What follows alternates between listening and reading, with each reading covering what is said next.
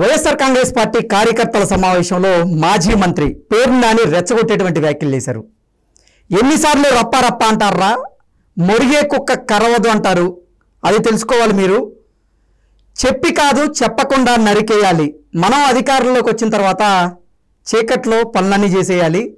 మనం ఏదైనా పని చేస్తే రెండో కంటికి తెలియకుండా చేయాలి అంటూ కార్యకర్తలను ఉద్దేశించి మాజీ మంత్రి పేర్ని నాని చేసినటువంటి రెచ్చగొట్టేటువంటి వ్యాఖ్యలు ఇప్పుడు తీవ్ర చర్చనీయాంశంగా మారినటువంటి నేపథ్యంలో ఈ అంశం మీద మనం పూర్తి స్థాయిలో విశ్లేషణ చేసుకుందాం. ప్రస్తుతం మనతో పాటు ఉన్నారు జనసేన పార్టీ రాష్ట్ర అధికార ప్రతినిధి కూసంపూడి శ్రీనివాస్ గారు. వారితో మాట్లాడదాం. సార్ నమస్తే. సార్ నమస్తే. వైఎస్ఆర్ కాంగ్రెస్ పార్టీ కార్యకర్తల సమావేశంలో మాజీ మంత్రి పేర్ని నాని రెచ్చగొట్టేటువంటి వ్యాఖ్యలు చేశారు. ఏదైనా చేస్తే మనం అధికారంలోకి వచ్చిన తర్వాత చీకట్లో పనులు చేసేయాలి, చెప్పి కాదు చెప్పకుండా నరకాలి, రప్ప రప్ప ఎన్నిసార్లు అంటారా, మురిగే కుక్క కరవదు అంటారు, అది తెలుసుకోండి అంటూ ఆయన రెచ్చగొట్టేటువంటి వ్యాఖ్యలు చేశారు కదా. అసలు ఏంటి, దీన్ని ఎలా చూడాలి? అసలు ఒకటి, కృష్ణ గారు అధికారం కోల్పోయిన తర్వాత అనేక సమావేశాలు పెట్టుకున్నారు. వాళ్ళు అనేక కార్యక్రమాల్లో వాళ్ళ అధినేత కూడా పరామర్శలకని వాటికని వెళ్ళాడు. వెళ్ళిన ప్రతి కార్యక్రమంలో జరుగుతున్న ఘటనలు మనం చూసాం.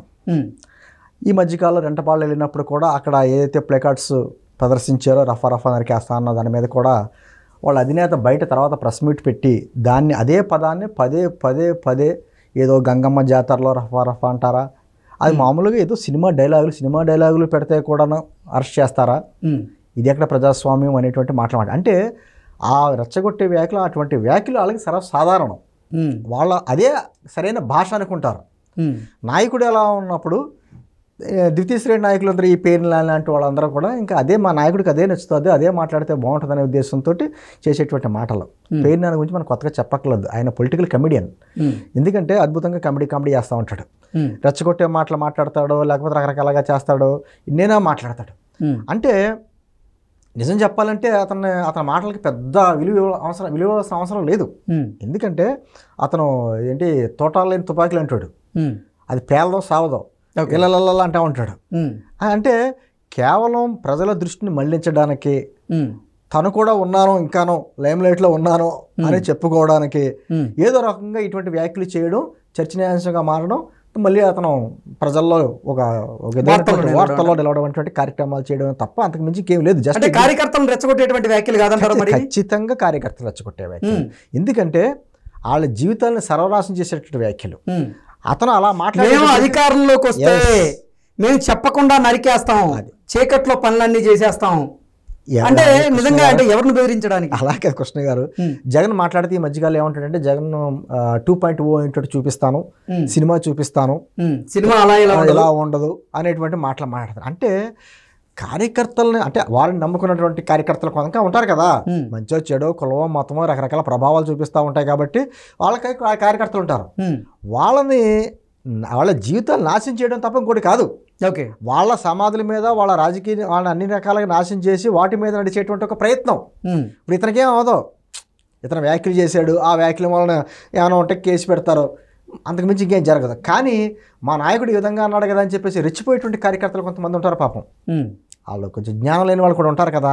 వాళ్ళు అదే నిజమేమో, మన గవర్నమెంటే వచ్చేస్తుందేమో, మన గవర్నమెంట్ వస్తే మనం ఎవరో పట్టుకోలేడు, ఇంకా మనం ఏం చేసినా కేసులు ఉండవు అనేటువంటిది. అంటే ఇంకా ఈ కూటమి ప్రభుత్వం వచ్చి సంవత్సరం అయింది, ఇంకా ఈ గవర్నమెంట్ 4 సంవత్సరాలు ఉంటుంది. 4 సంవత్సరాల తర్వాత వాళ్ళు వస్తారో సస్తారో అనేది పక్కన పెట్టి వాళ్ళ మాట అంటే మా సంస్కృతి మా విధానాలు ఇటువంటివే అంటే ప్రజలకు అర్థం చేసుకోవాలి. నేను అంటానంటే పేర్ని నాని వ్యాఖ్యల విషయంలో మనం అర్థం చేసుకోవాల్సింది ఏంటంటే వాళ్ళ ప్రవర్తన, వాళ్ళ భాష విధానం, వాళ్ళ సంస్కృతి ఇలాగే ఉంటుంది, ఖచ్చితంగా ఇలాగే ఉంటుంది. ఓకే, అది తెలిసే కదా, వాళ్ళంటే భయపడే కదా 150 స్థానాల నుంచి 11 స్థానాలకు పరిమితం చేశారు. అయినా సరే మాట్లాడుతున్నాడంటే ఒక విధమైనటువంటి భావోద్వేగాలు రెచ్చగొట్టేటువంటి కార్యక్రమాలు. అంటే కూటమి ప్రభుత్వం ఏమీ చేయలేదు, ఏమీ చేయదు, ఒక మెతక ప్రభుత్వం అనేటువంటి ఒక సంకేతాలు. ఇప్పుడు చెడు వెళ్ళినంత స్పీడ్గా కృష్ణ గారు మంచి వెళ్ళదు. ఇప్పుడు మనం ఎన్నో కార్యక్రమాలు ఆ పెట్టుబడులు తెచ్చాం, ఈ క్వాంటమ్ వాలి, ఈ ఆర్టిఫిషియల్ ఇంటెలిజెన్స్ అంటే మెదళ్ళకి ఎక్కవు, ఓకే, స్లోగా వెళ్తూ ఉంటాయి. అదే ఇటువంటి భాష, ఇటువంటి విధానాల్లో అన్ని మాట్లాడితే మాత్రం అది ప్రజల్లో కొంచెం స్పీడ్గా వెళ్తాయి. ప్రజలు ప్రతి ఒక్కటి ఖచ్చితంగా గమనిస్తారండి. అతను చేసింది ఏంటో, అతని మీద ఉన్నటువంటి కేసులు ఏంటో మనకు తెలుసు. ఆయన భార్య మీద ఉన్న కేసులు మనకు తెలుసు, ఇతను కూడా పరారైపోయి కొన్నాళ్ళు దాక్కున్నాడు అనే విషయం తెలుసు. అతనికే దిక్కులేదు, ధైర్యంగా ఎదుర్కొనేటువంటి ఆ స్టామినా అతనికి లేదు. దాక్కున్నాడు, కొన్నాళ్ళు అజ్ఞాతంలో ఉన్నాడు, అన్నీ అయిపోయి బెయిల్ వచ్చిన తర్వాత బయటకు వచ్చి మళ్ళీ గాల్లో కత్తులు తిప్పుతున్నాడు. నేను ఏమంటున్నానంటే పేరునేని కావచ్చు, లేకపోతే మిగతా వ్యక్తులు కొంతమంది కావచ్చు, ఈ మధ్యకాలంలో రెచ్చిపోయి మాట్లాడుతున్నారు. దానికి మా మీద కూడా కొంతమంది నిందేస్తున్నారు. ఏంటి ఇంత బహిరంగంగా ఇంత మాట్లాడి ఇలా రెచ్చగొట్టే వ్యాఖ్యలు చేస్తుంటే ఎందుకు అరెస్టులు చేయవాళ్ళని, కింద కార్యకర్తలను అయితే అరెస్టులు చేస్తారు కదా, నాయకులను ఎందుకు అరెస్ట్ చేయట్లేదు అనేటువంటి వ్యాఖ్యలు కూడా చేస్తారు. కాకపోతే ఏంటంటే చూస్తాం టైం దేనికైనా, అంటే వాళ్ళ మాట్లాడే భాష ప్రజలకు అర్థం అవ్వాలి. మరోసారి కానీ గత 2019-24 మధ్య జరిగిన ఘటనలు మర్చిపోకుండా, మరోసారి కానీ అప్రమత్తంగా ఉండకుండా, వాళ్ళ విషయంలో ఏదన్నా మనం అజాగ్రత్తగా ఉంటే మాత్రం జరగబోయే పరిణామాలు ఎలా ఉంటే వాళ్ళు చెప్తున్నారు, చెప్పకనే చెప్తున్నారు వీళ్ళ విషయం. నేనంటే పేరునాని అనే విషయం ఆ కమెడియన్ అంటాను ఖచ్చితంగా. అతని మాటలన్నీ కూడా గతంలో కూడా చూశారు కదా, అధికారంలో ఉన్నప్పుడు పవన్ కళ్యాణ్ గారు ఏదన్నా మాట్లాడితే ఇమీడియట్గా వచ్చి ప్రెస్ మీట్ పెట్టి ఎవడంటే పేరునాని. అంటే జగన్మోహన్ రెడ్డి ఏం చేస్తాడు, ఇప్పుడు పవన్ కళ్యాణ్ గారిని తిట్టాలంటే అదే సామాజిక వర్గానికి సంబంధించినటువంటి పేరునాన్నో, గుడివాడ అమర్నాథ్నో ఎవరినొకళ్ళని ముందు పెడతాడు. అదే చంద్రబాబు గారిని తిట్టాలంటే కొడాలి నాన్నో మరోటువంటి ఆ సామాజిక వర్గాలను దింపుతాడు. అంటే వీళ్ళ భుజాల మీద తుపాకీ పెట్టి పేలుస్తాడు ఆయన. అంటే ఇటువంటి రాజకీయాలు అంటే మనం ఎప్పుడూ చూసామంటే భాష చాలా ఇంపార్టెంట్. ఆ భాష విషయంలో వాళ్ళు ఎంత దిగజారి మాట్లాడతారో మనం అనుకుంటాం. సార్ కృష్ణ గారు మేము వీళ్ళు ఎంతకంటే దిగజారాలే అనుకుంటాం, కానీ మన మాట ఎప్పుడు రాంగ్ అనుకుంటారు. తప్పుడు మీ ఆలోచన తప్పు, మేము ఎప్పుడు ఇలాగే ఉంటాం, ఎందుకంటే దిగజారుతాం కానీ ఎంతకంటే బాగుపరుచుకోం మేమేమని అనేటువంటి మా విషయంలోనే వాళ్ళు ఉంటారు. ప్రజలు ఎంత ఇదిగా గత అసెంబ్లీ సమావేశాల్లో కనీసం టీవీ పెట్టడానికి కూడా భయపడ్డారు ప్రజలు అంటే వాళ్ళ భాష గురించే. ఓకే, బహిరంగ సభల్లో వాళ్ళ విద్యార్థుల సభలో కావచ్చు, మహిళల సభలో కావచ్చు, వాళ్ళు మాట్లాడినటువంటి భాష వల్లనే ప్రజలు ఇరిటేట్ అయిపోయారు.